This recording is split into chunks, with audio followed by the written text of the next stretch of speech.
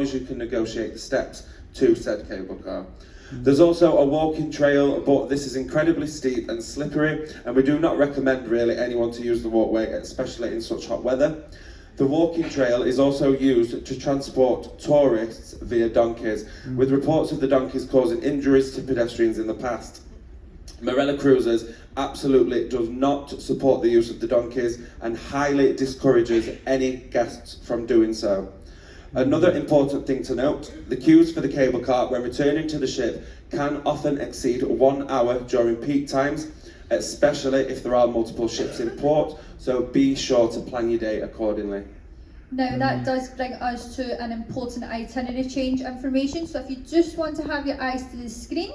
So basically, due to the expected weather conditions in Santorini for our original call date, we've had to swap the day we were meant to call so it would be safe to operate the tenders. So from Exhibit A, the weather?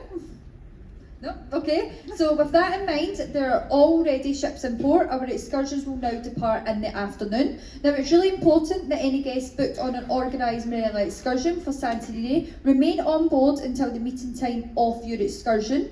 Now this is because excursion guests are tended to the port of Athenios, where the buses and guides will be waiting, and independent guests are tended to the old port of Thera to use the cable car. Now it's not possible to reach the port of Athenios from the old port of Thera, as you may risk not being back on board for your departure time in the afternoon.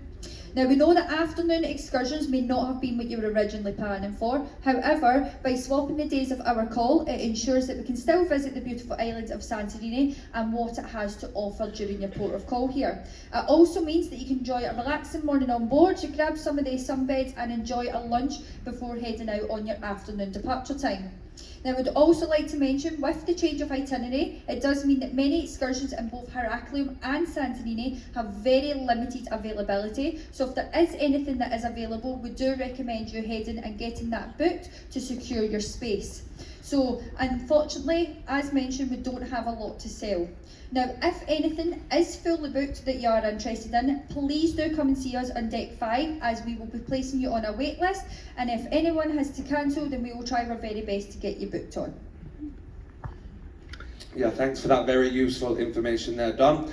As Dom mentioned, the spaces are very limited for excursions in Santorini, and we've got a few spaces available. So we won't be talking about the excursions on offer in Santorini during this port showcase. However, if you do have any questions or queries, please don't hesitate to head by to the desk, and the team will be more than happy to help or point you in the right direction. If you're unable to join the excursion of your choice, you'll find useful independent information under the port information section of Navigate and the digital kiosks on Deck 5. Or again, the team at Destination Services will be more than happy to share some hints and tips on what to do independently too.